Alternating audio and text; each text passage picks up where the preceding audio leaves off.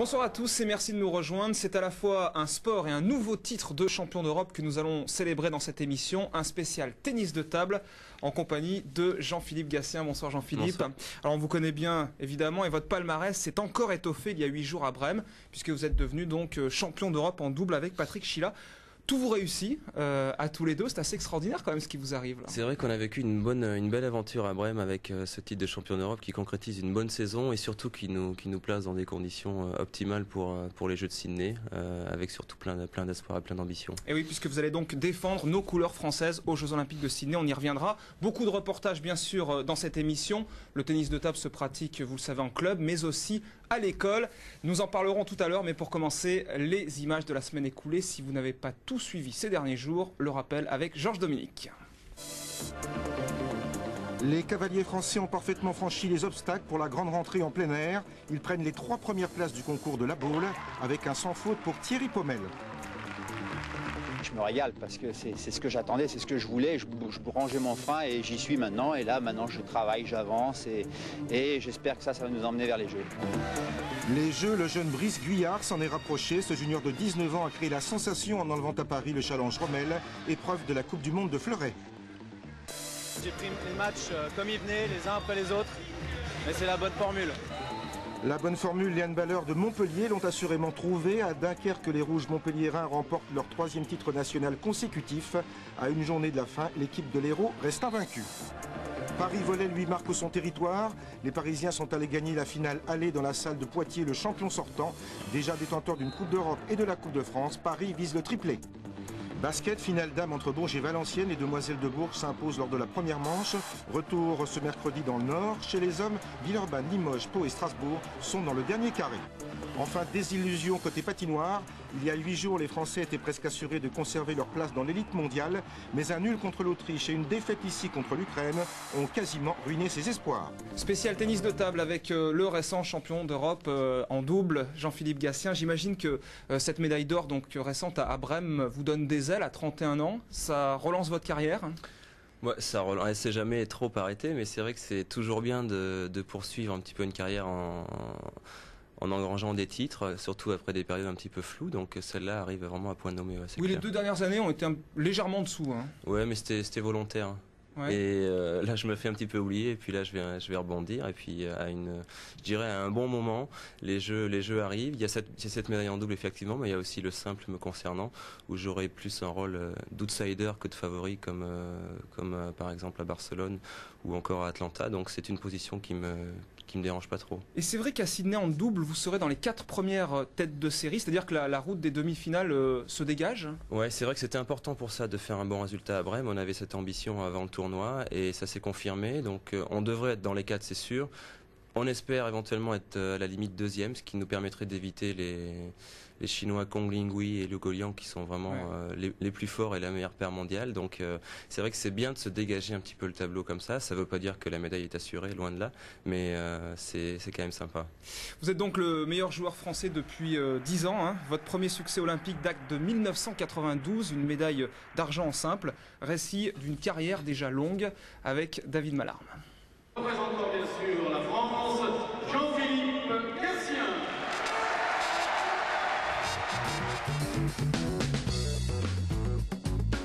Son nom sonne comme une évidence, son histoire est cousue d'or. Jean-Philippe Gatien, le tennis de table, une décennie faite de succès. Il jouait comme ça, avec une main comme ça, on aurait dit un canard. Mais après il a changé, il a grandi, et à l'âge de 7 ans il m'a battu, quoi. Et ce jour-là j'étais très en colère. Moi. Né à l'Est, dans le sud de la France, Jean-Philippe Gatien est très vite repéré. À 12 ans, il rejoint Paris. Il devient le petit prodige, protégé par ses glorieux aînés.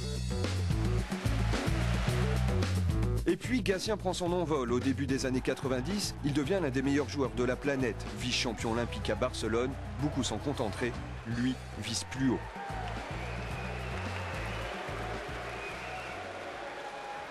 Le point précieux, le point en or. Oh, Philou! Superbe Jean! Super! Oh là là! Superbe Jean-Philippe Gatien! Champion du monde! 1993, année exceptionnelle. Gatien est sacré champion du monde, en route vers la gloire. L'effet Gatien se propage. Avec lui, l'équipe de France retrouve des couleurs. 3 podiums européens en 4 ans, dont 2 médailles d'or. Joie collective pour une vraie bande de copains. À Sydney, Jean-Philippe Gatien disputera ses 4e Jeux. À 31 ans, le Français a un dernier rêve, gagner un titre olympique, histoire de boucler une décennie dorée. Jean-Philippe, quand vous revoyez un petit peu toutes ces images, toute cette carrière depuis 10 ans, vous dites quoi en fait? Pas de regrets? Non, je crois pas que j'ai le droit de regretter quoi que ce soit. C'est vrai qu'il n'y a pas eu que des moments faciles, notamment je me souviens le départ à l'INSEP au tout début quand il a fallu quitter la famille, les amis.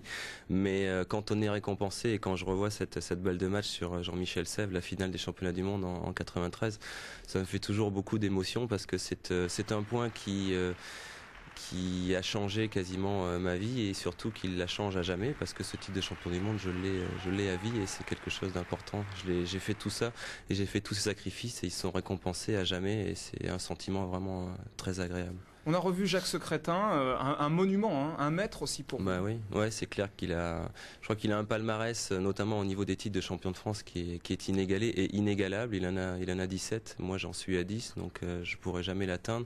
Mais c'est vrai qu'il a commencé à faire connaître le tennis de table par ce palmarès unique, et il a donné à des jeunes comme moi envie de jouer, envie de concourir au plus haut niveau.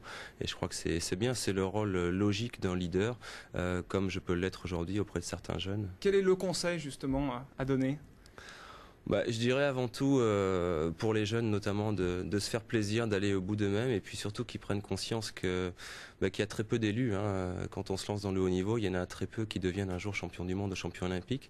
Mais aussi prendre conscience que même s'il y en a très peu, ça n'arrive pas qu'aux autres. Moi aussi, quand j'étais petit, je pensais que ça pouvait arriver seulement qu'aux autres, et puis ça m'est arrivé un jour, donc il ne faut pas se décourager. Et alors, en 2 mots, on va vous voir là avec Patrick Chila en double. Qu'est-ce qui fonctionne entre vous, en fait? Je crois que non seulement il y a une complémentarité au niveau des systèmes de jeu qui est importante techniquement, mais il y a aussi surtout une complicité dans la vie de tous les jours, dans l'entraînement et hors l'entraînement, qui est une notion aussi très importante pour la vie d'un double. Depuis 2 ans, donc, vous jouez ensemble à Levallois. Les raisons de cette réussite, quelques éléments de réponse, regardez. Oui, alors 1, 2, test. Arrête. C'est dingue comment tu ressembles au micro qui est là, toi. Sans blague. Quel déconneur. J'ai dit qu'il y a un double. Mais c'est un déconneur, putain, mais on rigole bien ensemble. Le scénario commence toujours par une bonne blague, histoire de planter le décor, façon « je t'aime moi non plus ». Et là, je sais pas, j'étais tout seul et il est venu, il faut toujours qu'il me colle. Le film pourtant est des plus sérieux. Dans les rôles principaux, Jean-Philippe Gatien et Patrick Chila. Un double formé pour une mission bien précise, devenir les meilleurs en vue de Sydney. Pour l'instant, ça a bien fonctionné. Je ne sais pas ce qui se passera après Sydney, mais je pense qu'aujourd'hui, on a le meilleur potentiel en double pour essayer de faire quelque chose. Gatien-Chila, de gaucher, plutôt à droit. Après, double. Retenez bien ces 2 visages. Voilà. On sera dans les tribunes pendant la finale des Jeux Olympiques. Septembre, dans 5 mois.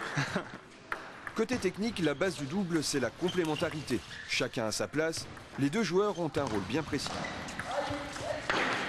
En double, ce qui est important, c'est de ne pas trop se gêner, donc d'évoluer sur des lignes de sol différentes. Patrick étant un petit peu plus loin et moi développant un jeu à la table, on a je pense, des systèmes de jeu très complémentaires en double. Lui a plutôt un rôle de placeur et moi de finisseur. Je mets les œillères et badaboum. Et la réalisation frôle la perfection. 2 ans de vie commune et déjà une place au soleil. La paire française fait partie des 4 meilleures mondiales. Forcément, l'ambiance est au beau fixe. Je pense qu'à partir du moment où on va vraiment s'engueuler, on va déjà arrêter de jouer ensemble. Non, c'est vrai, on ne s'est jamais engueulé, je pense pas que ça arrivera.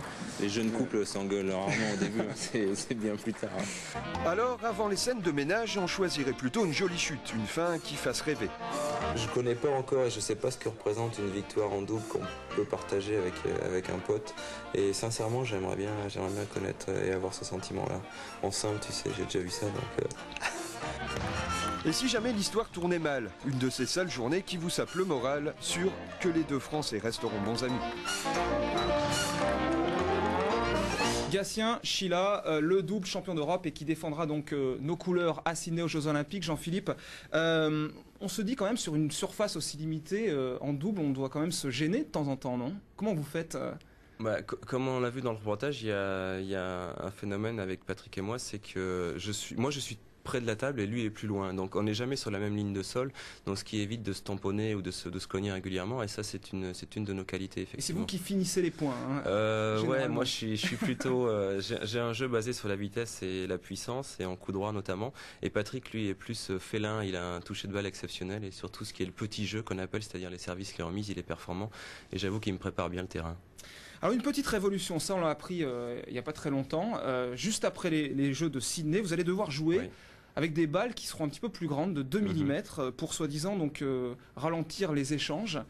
Ce qui ne fait pas l'unanimité chez les pongistes. Bah, y a pas, ouais, c'est vrai qu'on n'est pas tous d'accord entre joueurs. C'est avant tout fait dans le but de ralentir le jeu et donc d'augmenter le nombre des échanges, mais aussi pour avoir une meilleure visibilité à l'écran pour les téléspectateurs. Donc il faut voir, ça a tendance, la volonté de ralentir le jeu, donc moi ayant un jeu basé sur la vitesse, je ne peux pas vous dire aujourd'hui que ça m'avantagera et que je suis pour, mais ça fait partie des décisions que prend l'ITTF pour faire une opération séduction au niveau des médias aussi. On parle aussi d'un changement de comptage de points, d'un système de comptage de points différent pour raccourcir les sets. 1er octobre... Là c'est irrémédiable, je crois que sur le fond même, on peut éventuellement essayer. Je crois que ce qu'on critique surtout, c'est la date de mise en place qui est le 1er octobre, c'est-à-dire juste à la sortie des Jeux, ce qui veut dire qu'on n'aura quasiment pas le temps d'essayer ce que vont donner ces nouvelles balles. Donc c'est un petit peu regrettable. Très bien, Jean-Philippe, je vous propose maintenant de nous rendre dans un lieu que vous connaissez bien, c'est-à-dire l'INSEP. Le tennis de table occupe une place importante là-bas, un savant mélange entre les études et la pratique de ce sport. On en parlera juste après. Reportage d'Anthony Tobelem sur place à travers 2 jeunes espoirs français.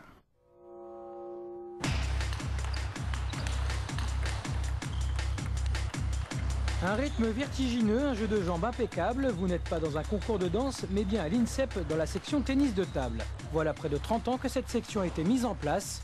Les résultats sont palpables, Gatien, Sheila, Legout et les autres s'y entraînent tous les jours. Pour les plus jeunes, la cadence n'est pas mal non plus, 4 heures à raison de 2 entraînements quotidiens, le tout 5 jours sur 7 sans parler des week-ends. Mais attention, à l'INSEP c'est comme en boîte de nuit, la sélection à l'entrée est draconienne. Quand ils rentrent ici, on a souvent des athlètes qui sont des athlètes très bons sportivement, mais aussi qui sont normalement scolairement aussi très bons, parce qu'ils ont été,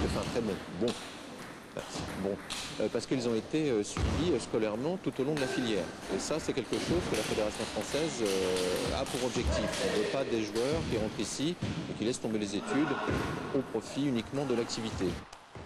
Chez les garçons comme chez les filles, un pongiste émerge. La raquette, la balle et l'aire de jeu sont plus petits. Mais avouez que chez Elisabeth Gladieux, il y a du stéphigraphe. Et ce qui ne gâche rien, le coup droit est tout aussi efficace. Vainqueur du tournoi qualificatif pour les championnats d'Europe junior en juillet prochain, Elisabeth sait comment faire la différence. Il y a la concentration, l'envie, se faire plaisir à l'entraînement comme en compétition. Parce qu'il y en a beaucoup ils se font plaisir à l'entraînement, mais en compétition, elles sont stressées et elles ne se font pas du tout plaisir. Et quand on a 17 ans, que l'on est en première, de quoi peut-on rêver? Des garçons, de musique ou pire encore des études? Eh bien non. Je rêve pas du tout d'école, de scolarité, mais un peu plus de tennis de table. Ça m'arrive de rêver que je suis scratchée, que j'arrive en retard, je pas mon matériel. Ça c'est plus avant des compètes importantes. C'est pas souvent, mais c'est déjà arrivé. Jérôme Baillot a lui aussi 17 ans, cet élève de première est originaire de Nantes. C'est à l'âge de 10 ans qu'il a découvert les joies du tennis de table, comme beaucoup dans un garage familial. Depuis, son ascension est fulgurante. Il a terminé 2e du top 12 senior, auquel ne participaient pas les 4 premiers joueurs français. Ça m'a surpris parce que j'ai été remplaçant de l'équipe de France senior, j'ai fait 2 stages avec eux. Et pour moi, j'étais super content vu que c'est un peu mes idoles, quoi. C'est des stars, donc je me suis entraîné avec eux, ils sont hyper gentils et j'étais très content d'avoir été en remplaçant de cette équipe. C'est sûr, ils essaient de m'encourager au maximum parce qu'ils voient que je suis encore assez faible pour eux, donc ils m'encouragent beaucoup et ils sont vraiment sympathiques. La relève du tennis de table français est donc bel et bien en gestation du côté de l'INSEP. Jérôme Baillot et Elisabeth Gladieux font actuellement figure de chef de file de cette nouvelle génération. Mais rien ne dit que d'ici les Jeux Olympiques d'Athènes, de nouveaux visages n'apparaîtront pas.